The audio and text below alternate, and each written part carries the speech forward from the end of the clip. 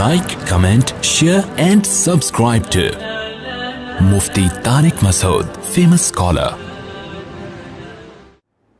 बिस्मिल्लाहिर्रहमानिर्रहीम नहमदुहु व नुसल्ली अला रसूलिल करीम। इंडिया में जो कोरोना की ख़तरनाक सूरत हाल है वो सारी दुनिया अपनी आंखों से देख रही है। वहाँ से वीडियोज़ आ रही हैं, लोगों के मैसेजेस आ रहे हैं, हमारे अपने रिलेटिव्स के मैसेजेस आ रहे हैं व्हाट्सएप पे कि बहुत ज़्यादा तबाही फैली हुई है। और जो वीडियोज़ हम देख रहे हैं, सड़कों पे लोग मर रहे हैं, वेंटिलेटर का इंतज़ाम नहीं है, ऑक्सीजन का इंतज़ाम नहीं है, बहुत ज़्यादा हालात ख़राब हैं।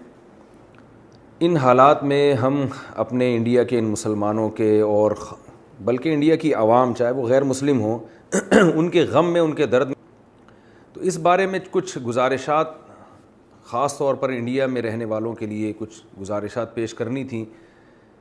जो मुस्लिम हैं, जो कुरान और सुन्नत पे ईमान रखते हैं, उनके लिए तो इसमें कोई कन्फ्यूजन नहीं होनी चाहिए, लेकिन कुछ जो गैर मुस्लिम हैं उन्हें भी इन वबाओं से इबरत हासिल करनी चाहिए। जो इस वक्त तबाही हिंदुस्तान में फैली हुई है और इस बात का ख़तरा मौजूद है कि कल ये तबाही पाकिस्तान की तरफ भी आ सकती है। अल्लाह ताला हम सबको महफूज रखे, या किसी और मुल्क में भी ये सब कुछ हो सकता है। तो हमें अल्लाह ताला की तरफ से इसमें हिदायत मिलती हैं। वलनब्लुवन्नकुम बिशैइन मिनल खौफि वल जूइ व नक़्सिम मिनल अमवालि वल अनफुसि वस्समरात व बश्शिरिस साबिरीन। कुरान मजीद जो अल्लाह की किताब है, उसमें अल्लाह ने अपना फ़ैसला सुनाया है कि वलनब्लुवन्नकुम बिशैइन मिनल खौफ, हम तुम्हें ज़रूर आज़माएंगे खौफ में डालकर, व नक़्सिम मिनल अमवालि वल अनफुसि वस्समरात, मुआशी नुकसान हम तुम्हें देंगे, तुम्हारी मईशत डाउन होगी, तुम्हारी पैदावार का नुकसान होगा और तुम्हारी जानें हलाक होंगी। जानों का हलाक होना क्या है? ये वबाओं में और कुदरती हादसात में जो इंसानी जानें बहुत कसरत से हलाक होती हैं, ये वो आज़माइशें जिनका अल्लाह ताला अपनी किताब में ज़िक्र करते हैं। अब इन आज़माइशों में हमें करना क्या है? जैसे ये बड़ी आज़माइश है कोरोना की सूरत में, जिसने पूरी दुनिया को तबाही में डाला हुआ है, और ख़ास तौर पर जो हमारा पड़ोसी मुल्क हिंदुस्तान जिस कर्ब अज़ियत से इस वक्त गुज़र रहा है, तो इसमें करना क्या है हमें? अल्लाह ने कुरान में हमें हुक्म दिया, वबश्शिरिस साबिरीन अल्लज़ीना इज़ा असाबतहुम मुसीबतुन क़ालू इन्ना लिल्लाहि व इन्ना इलैहि राजिऊन। फरमाया, ए नबी, आप सब्र करने वालों को खुशखबरी सुना दें।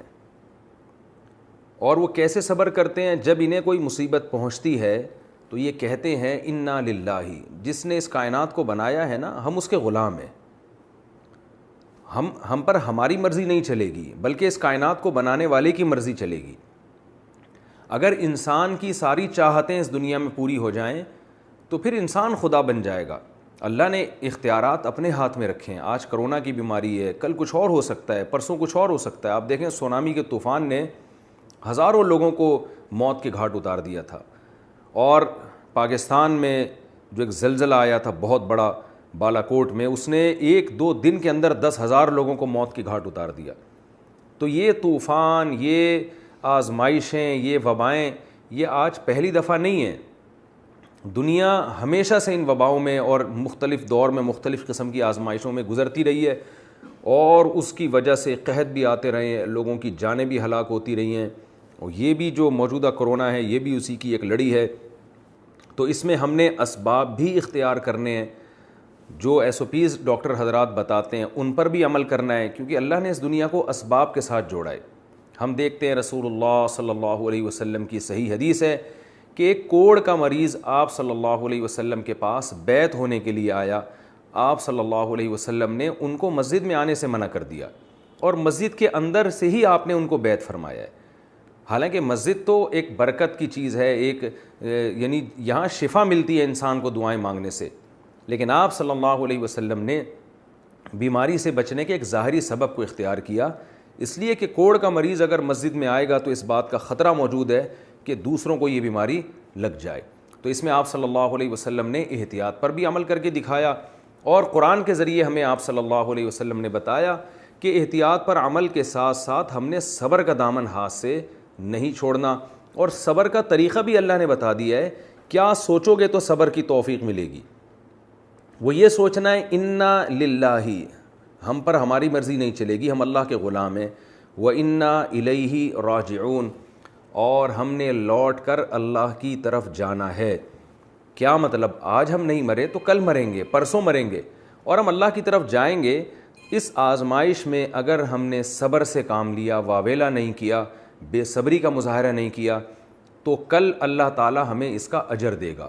اور آج اگر ہم نے صبر کا دامن چھوڑ دیا، بوکھلاہٹ کا شکار ہو گئے، تو کیا ہوگا کہ جو مصیبت ہے وہ تو نہیں ٹلے گی، لیکن ہم ایک بہت بڑے اجر سے قیامت کے دن محروم ہو جائیں گے۔ رسول اللہ صلی اللہ علیہ وسلم نے ایک خاتون کو دیکھا کہ وہ قبر پہ کھڑی ہوئی رو رہی ہے اپنے بچے کو یاد کر کے۔ اس کے چھوٹا بچے کا انتقال ہو گیا تھا، بہت زیادہ رو رہی تھی، بہت زیادہ چیخ و پکار مچائی ہوئی تھی۔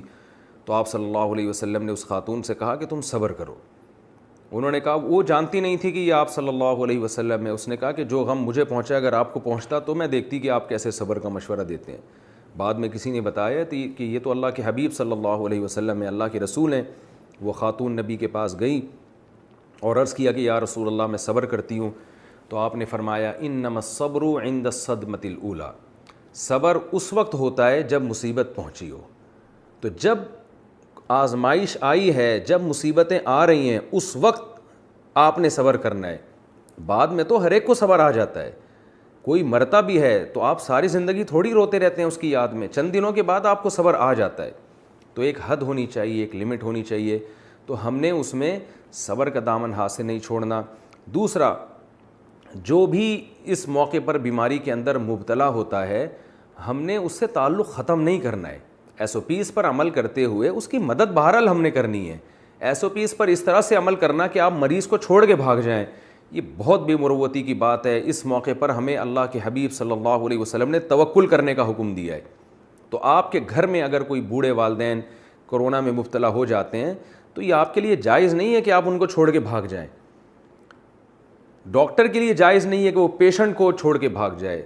ڈاکٹروں کو بہرحال ہم سب کو سلام کرنا چاہیے کہ وہ اپنی جان پر کھیل کر کس طرح سے مریضوں کی مدد کر رہے ہیں، لیکن بعض ایسی بھی ڈاکٹروں کی رپورٹ آتی ہے جو بھاگ رہے ہیں اور جو ہے وہ اپنی جان بچانے کی فکر میں لگے ہوئے ہیں، اگرچہ ان کا ریشو کم ہے، زیادہ تر ڈاکٹر تو الحمدللہ انسانیت کی خدمت کر رہے ہیں۔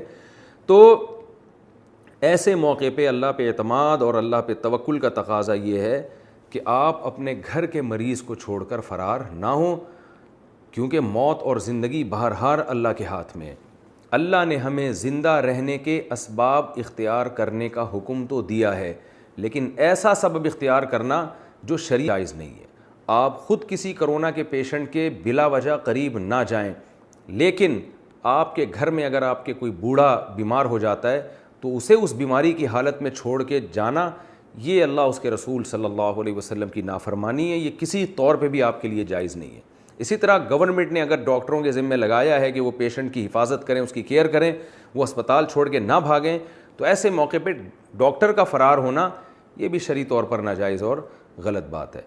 تو ہم اس درد میں، اس دکھ میں اپنے ہندوستان کہ مسلمانوں اور جو دوسرے جو غیر مسلم بھی رہتے ہیں وہ بھی انسانیت کے ناطے ہمارے بھائی ہیں، اس غم میں ہم ان کے ساتھ برابر کے شریک ہیں، اور اللہ تعالیٰ سے ہم دلی دعائیں کرتے ہیں کہ اللہ اس مصیبت سے ہندوستان کے لوگوں کو جلد سے جلد نجات عطا فرما، اور جس کرب و اذیت میں وہ مبتلا ہیں اے اللہ اس بیماری سے، اس مصیبت سے ان کو نکال دے، اور جب تک یہ بیماری مقدر ہے صبر کی ہم سب کو توفیق عطا فرما۔ اور اس میں غیر مسلموں کے لیے ایک سبق ہے کہ یہ دنیا خواہشات کے پوری ہونے کی جگہ نہیں ہے، اب بھی موقع ہے اللہ کی طرف آنے کا، شرک سے توبہ کرنے کا۔ قرآن صاف لفظوں میں کہتا ہے وَإِذَا غَشِيَهُم مَّوْجٌ كَالظُّلَلِ دَعَوُا اللَّهَ مُخْلِصِينَ لَهُ الدِّينَ، کہ جب تمہیں کوئی بڑی مصیبت آتی ہے، طوفان میں گھرتے ہو، تو تم سب اپنے دوسرے خداؤں کو چھوڑ کر اس خدا کو پکارتے ہو جو آسمانوں میں ہے، لیکن جب وہ تمہیں مصیبت سے نجات دے دیتا ہے تو پھر اس خدا کو تم بھول جاتے ہو، اگر وہ چاہتا ہے، بعض دفعہ وہ نجات نہیں بھی دیتا۔ تو اس میں، ان مصیبتوں میں، ان بلاؤں میں، وہ رب جو آسمانوں میں ہے وہ ہر ایک کو اپنی طرف دعوت دیتا ہے کہ آؤ مجھ سے مانگو۔ ایسے موقع پہ سب کو اسی اللہ کا تصور آتا ہے دماغ میں۔ ایک ویڈیو بھی ہندوستان سے وائرل ہوئی ہے کہ ایک ہندو فوجی وہ لوگ مسلمانوں سے اپیل کر رہا ہے کہ آپ لوگ دعائیں مانگیں۔ میری دادی مجھے بتایا کرتی تھیں، سہارنپور سے ان کا تعلق تھا، کہ جب بارشیں بند ہو جایا کرتی تھیں تو ہندو بھی آ کے ہم سے ریکویسٹ کرتے تھے کہ آپ لوگ نماز استسقاء پڑھیں۔ یہاں ایک بوڑھے رہا کرتے تھے ہندوستان کے تھے، انہوں نے یہ بات مجھے بتائی کہ ہندو ہم سے کہا کرتے تھے کہ آپ جائیں اور نماز استسقاء پڑھیں اور اللہ سے دعائیں مانگیں، اور میں نے اپنی دادی سے براہ راست سنا کہ بہت دفعہ ایسا ہوا ہے کہ ہم نماز استسقاء میں گئے اور ہم نے اللہ سے رو رو کے دعائیں مانگی اور اسی وقت آسمان سے بارشیں برسنا شروع ہو گئی۔ تو مسلمانوں کو خاص طور پر چاہیے، ہم تو ایک حقیقی خدا پر ایمان رکھتے ہیں جو بلائیں دے بھی سکتا ہے اور بلائیں ٹال بھی سکتا ہے، تو بہت شدید ضرورت ہے اس بات کی کہ رمضان کی ان مقدس راتوں میں پوری دنیا کے لیے عام طور پر اور خصوصاً ہندوستان کے لیے جو ہمارا پڑوسی ملک ہے اس کے لیے ہم راتوں کو اٹھ کے گڑ گڑائیں، دعائیں مانگیں، اور اس میں صرف مسلمانوں کو شامل نہ کریں بلکہ اللہ سے یہ دعا مانگیں کہ اللہ انسانیت جس کرب و اذیت میں مبتلا ہے تو اس مصیبت سے ہم سب کو نکال دے۔